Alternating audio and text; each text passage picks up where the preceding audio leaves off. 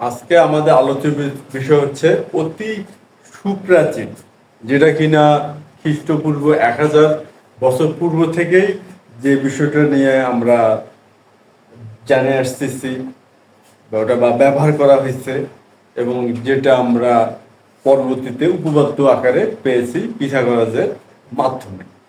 সেটা হচ্ছে পিথাগোরাসের উপপাদ্য। আজকে আমরা আলোচনা করব পিথাগোরাসের উপপাদ্য নিয়ে। তবে পিথাগোরাসের উপপাদ্যটা আমরা কয়েক পর্বে আলোচনাটা চলবে। আর প্রথমে আমরা আমাদের যে আলোচ্য বিষয়গুলো হবে যে পিথাগোরাসের উপপাদ্য প্রমাণে যে ধারণাগুলো আমাদের জানতে হবে, সে ধারণাগুলোই আমরা প্রথমে আলোচনা করব এবং বোঝার চেষ্টা করব। এরপর আমরা পিথাগোরাসের মূল উপপাদ্যটা প্রমাণ করব এবং চেষ্টা করব যে পিথাগোরাসের উপপাদ্য তো আমরা যেটা জানি যে 300-এরও বেশি পদ্ধতিতে প্রমাণ করা হয়েছে। আমরা তার ভিতরে না হলেও কয়েকটি প্রমাণ শেখার চেষ্টা করব। তো আজকে আমাদের আলোচ্য বিষয় হবে পিথাগোরাসের উপপাদ্যের প্রমাণের প্রাথমিক যে বিষয়গুলো আছে সেগুলো নিয়ে। যেমন আমরা যে পিথাগোরাসের উপপাদ্য যেটা প্রমাণ করব, সেখানে যে আমাদের প্রাথমিকভাবে যে বিষয়গুলো জানতে হবে সেটি হচ্ছে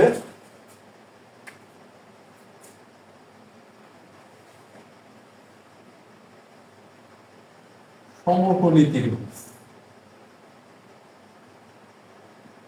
আমাদের প্রথমে জানতে হবে যে সমকোণী ত্রিভুজটা কি। কারণ পিথাগোরাসের উপপাদ্য সমকোণী ত্রিভুজ নিয়েই ত্রিভুজ ভিত্তিক বলা যায়। তা সেহেতু প্রথমে আমাদের জানা উচিত যে সমকোণী ত্রিভুজ আসলে কি। সমকোণী ত্রিভুজ হচ্ছে এমন একটা ত্রিভুজ যে ত্রিভুজের একটি কোণ সমকোণ আর অপর দুটি কোণ হচ্ছে সূক্ষ্মকোণ, সমকোণ। তাহলে বিষয়টা কি দাঁড়ালো? সমকোণ অর্থাৎ 90 ডিগ্রি। সমকোণ কি? 90 ডিগ্রি। 90 ডিগ্রিতে হচ্ছে সমকোণ, সূক্ষ্মকোণ।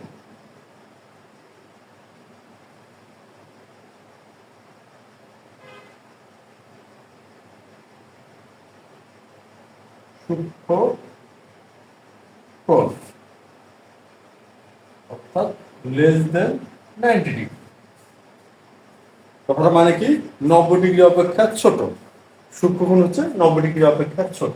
তাহলে ব্যাপারটা কি দাঁড়ালো? এই হচ্ছে একটা সমকোণী ত্রিভুজ এ বি সি, কোণ এ বি সি 90 ডিগ্রি, কোণ এবিসি 90 ডিগ্রি। আর এই যে আমরা এখানে একটা সিম্বল বা চিহ্ন ব্যবহার করলাম, এটা দিয়ে আমরা 90 ডিগ্রি করব। তো কোণ এবিসি হচ্ছে 90 ডিগ্রি, আর কোণ বিএসি এবং কোণ এসিবি এই দুটি কোণ হচ্ছে সূক্ষ্মকোণ। কোণ বিএসি এবং কোণ এসিবি এই দুটো কি কোণ? সূক্ষ্মকোণ। সমকোণী ত্রিভুজের মূল বিশেষত্বটা কি? একটি কোণ সমকোণ আর অপর দুটি কোণ সূক্ষ্মকোণ। এই ধরনের যে ত্রিভুজ সেটাকে আমরা বলি সমকোণী ত্রিভুজ। সমকোণী ত্রিভুজের আরেকটি বিশেষত্ব আছে। সাধারণত একটা ত্রিভুজের যে 3টা বাহু থাকে বা 3টা বাহু দ্বারা সীমাবদ্ধ ক্ষেত্রে যে ত্রিভুজ, তা 3টা বাহুর আলাদাভাবে কোনো চিহ্নিতকরণ আমরা করি না, কিন্তু সমকোণী ত্রিভুজের ক্ষেত্রে এটা কিন্তু আমরা করে থাকি। সেটা কি? সেটা হচ্ছে অতিভুজ। সেটা হচ্ছে অতিভুজ। আমরা অতিভুজ এই বিষয়টা বা এই বাহুটাকে বিশেষভাবে চিহ্নিত করি। কেন করি সেটা আমরা ধীরে ধীরে দেখব। আর কথা হচ্ছে যে অতিভুজ আসলে কোনটা। আর অতিভুজের যে শাব্দিক অর্থ অতি, ভুজ, ভুজ হচ্ছে বাহু, আর অতি মানে হচ্ছে বেশি বা বেশি বড়, দৈর্ঘ্যে বেশি, এই ধরনের কিছু বোঝাচ্ছে। তাহলে ব্যাপারটা কি হচ্ছে? বড়, বড় শব্দ বাদ দিয়ে বৃহত্তম বাহু শব্দটা উল্লেখ করি। বৃহত্তম বাহু। অতিভুজের প্রথম যে বিষয়টা 1 নম্বর, সেটা হচ্ছে বৃহত্তম বাহু, অর্থাৎ সমকোণী ত্রিভুজের বৃহত্তম বাহু। এটা হচ্ছে অতিভুজ। আর 2 নম্বর আরেকটি বিষয় আছে, আমরা এটা বলা হয়ে থাকে যে 2 নম্বর ধারণাটাই বেশি দরকারি। সেটা কি? সমকোণের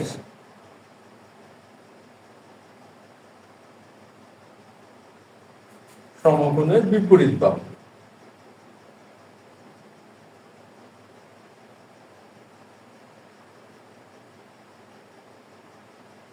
সমকোণের বিপরীত বাহু। আমরা অতিভুজের কয়টি ধারণা পেলাম? 2টি। বৃহত্তম বাহু অর্থাৎ সমকোণী ত্রিভুজের সবচেয়ে যে বড় বাহু সেটা অতিভুজ। আর দ্বিতীয় ধারণা অর্থাৎ 2 নম্বর ধারণা হচ্ছে সমকোণের বিপরীত বাহু। তার সমকোণ কি? সমকোণ হলো এবিসি। এবিসি এর বিপরীত বাহু হলো এসি। সুতরাং এখানে এসি হচ্ছে অতিভুজ।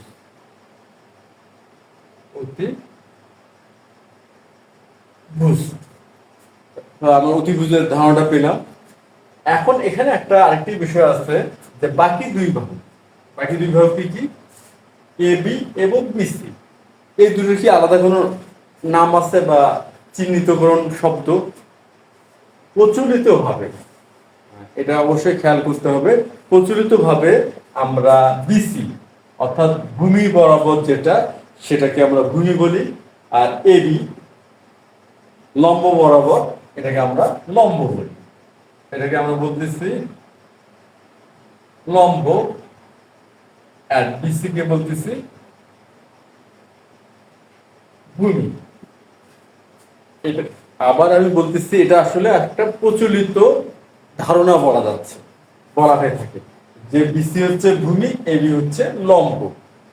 মূলত যে লম্ব এবং ভূমি যে শব্দ, এই শব্দ দুটি বা চিহ্নিত কোন শব্দ দুটি পিথাগোরাসের যে মূল উপপাদ্য আছে সেখানে ব্যবহার করা হয়নি।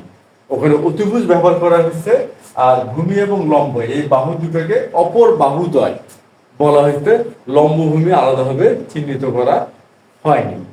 কিন্তু আমরা ব্যবহারিকভাবে বিষয়টা ভালোভাবে বোঝার জন্য বা মনে রাখার সুবিধার্থে এই বিসি একে ভূমি এবং এদিকে লম্ব হিসেবে বিবেচনা করে থাকি। এটা অবশ্যই খেয়াল করতে হবে। তা এই তো হচ্ছে আমাদের একটা সমকোণী ত্রিভুজের একটা সার্বিক ধারণা। এরপর আমাদের যেটা জানতে হবে সেটা হচ্ছে ত্রিভুজের সর্বসমতার নিয়ম। মানে দুটো ত্রিভুজকে কখনো আমরা সরসম বলি, বা আরো যদি পিছনের দিকে যাই, সরসমতার বিষয়টা কি এবং দুটি ত্রিভুজকে কোন কোন ক্ষেত্রে সরসম বলতে পারি, এবং দুটো ত্রিভুজকে যদি আমরা সরসম বলতে পারি সেখান থেকে আমরা কি কি সিদ্ধান্ত নিতে পারি। এখন আমরা সে বিষয়টি দেখব।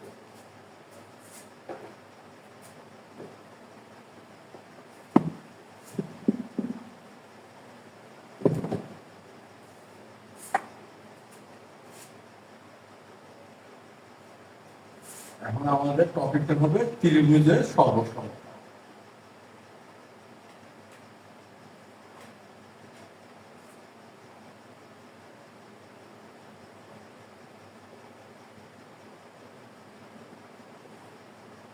ত্রিভুজের সর্বসম বিষয়টা কি? আমরা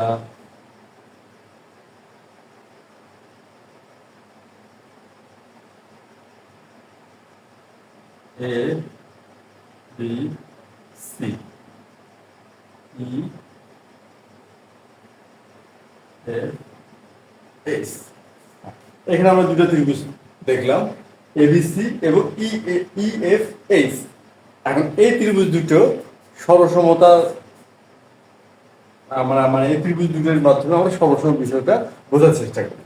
এখন আমরা এবিসি ত্রিভুজকে যদি ই এফ এইচ ত্রিভুজের উপরে স্থাপন করি, অর্থাৎ বসাই, এটাকে আমরা নিয়ে এটার মধ্যে স্থাপন করার পর যদি দেখা যায় যে এই ত্রিভুজটা প্রতিটা শীর্ষবিন্দু মানে ই বিন্দুর সাথে বি বিন্দু এ বিন্দুর উপরে আর সি বিন্দু এইচ বিন্দুর উপরে মিলে গেল, অর্থাৎ এই ত্রিভুজটা সম্পূর্ণভাবে এই ত্রিভুজের সাথে মিলে গেল, এরকম যদি হয় সেক্ষেত্রে ত্রিভুজ দ্বয়কে আমরা সর্বসম বলতে পারি।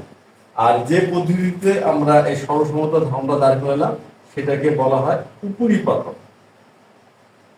এই পদ্ধতিটা হচ্ছে উপরিপাতন। এই উপরিপাতন পদ্ধতি প্রয়োগ করে যদি আমরা দুইটা ত্রিভুজকে একটির সাথে আরেকটি মিলে যেতে দেখি, তা ত্রিভুজকে আমরা কি বলবো? সর্বসম। সর্বসম অর্থাৎ সর্বদিক হতে সমান, সব দিক দিয়ে সমান, সর্বসম। আর পদ্ধতির নাম কি? পদ্ধতির নাম হচ্ছে উপরিপাতন। এখন দেখা গেছে যে কিছু সত্য আছে, যে সত্যগুলো দিয়ে দুইটা ত্রিভুজকে সর্বসম প্রমাণ করা যায় বা সর্বসম কিনা যাচাই করা যায়। এখন এই সত্যগুলো উপরিপাতন পদ্ধতি দিয়েই মানে এস্টাবলিশ বা প্রতিষ্ঠিত করা হয়েছে। এখন সত্যগুলো কি কি সেটা এখন আমরা দেখি।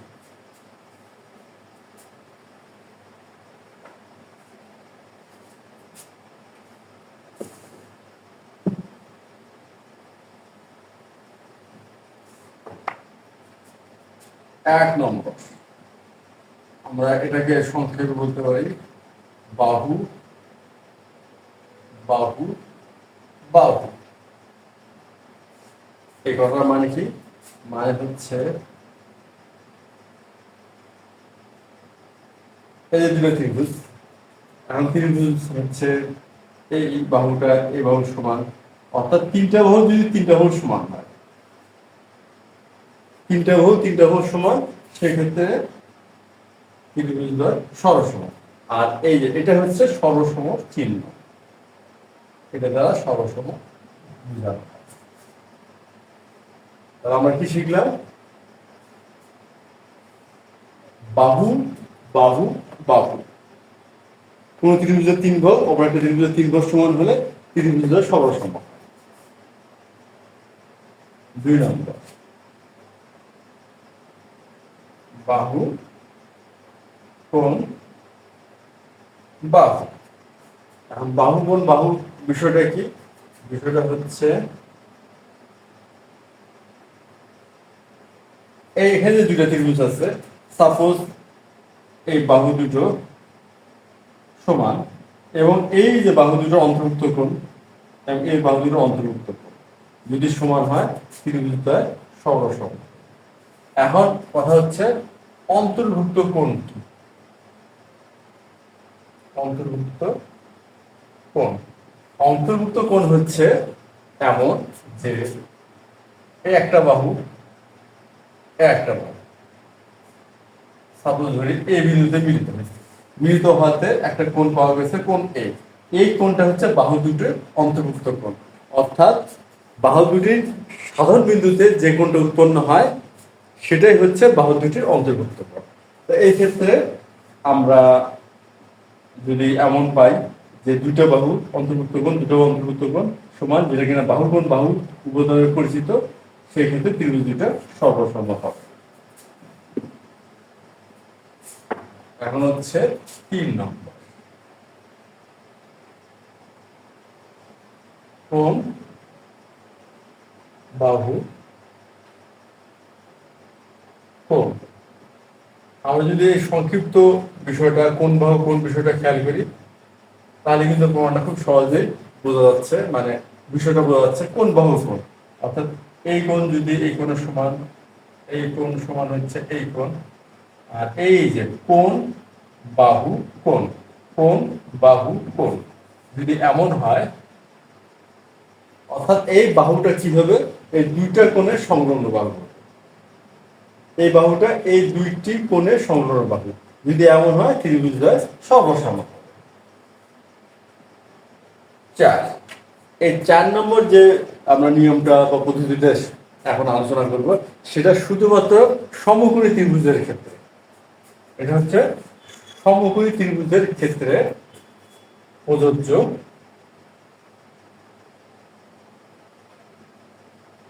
এই উপপাদ্যটা অতিভুজ বাহু নামে পরিচিত।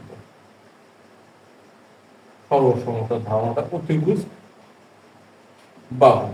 বিষয়টা কি দাঁড়ালো? যে এই যে দুটা ত্রিভুজ, সমকোণী ত্রিভুজ, অতিভুজ, প্রথম কাজ বিষয়টা হচ্ছে খেয়াল করা যে অতিভুজ দুইটা সমান অবশ্যই হতে হবে। এরপর বাহু, হ্যাঁ হতে পারে এই যে এই বাহু ক্রস এই বাহু, অর্থাৎ এই দুটো বাহু সমান, তাও সরসম, কিংবা যদি এই দুটো বাহু না হয়, অপর দুটো বাহু সমান হয়, এই বাহু আর এই বাহু, তা তো সরসম, অর্থাৎ লম্ব সমান লম্ব, অতিভুজ সমান অতিভুজ, এটা ডেফিনেট, এটা কিন্তু থাকতেই হবে, এটার কোনো বিকল্প নাই বা অন্যথা নাই। অতিভুজ দুটি সমান হতেই হবে, কিন্তু হয় লম্ব সমান হতে হবে কিংবা ভূমি সমান হতে হবে। সেক্ষেত্রে কি হবে, ত্রিভুজ হবে সর্বসম। এই হচ্ছে আজকে আমাদের প্রাথমিক ধারণার যে আলোচনার শুরু, যেটা কিনা আমরা শুরুটা করলাম হচ্ছে সমকোণী ত্রিভুজের ধারণা, অতিভুজ লম্ব ভূমির ধারণা দিয়ে, এবং শেষে আসে আমরা ত্রিভুজের সরসমতা এবং সরসমতা চারটে নিয়ম নিয়ে আমরা আলোচনা করলাম এবং বিষয়টা ভালোভাবে বোঝার চেষ্টা করলাম। কেন এই বিষয়গুলো আমরা যত ভালোভাবে বুঝতে পারবো, আমাদের পিথাগোরাসের উপপাদ্য প্রমাণটা আমাদের কাছে ততটাই সহজ লাগবে। তা পিথাগোরাসের উপপাদ্যের পরবর্তী আলোচনার আমন্ত্রণ জানিয়ে আজকে আমরা আলোচনা এখানে শেষ করলাম। ধন্যবাদ সবাইকে।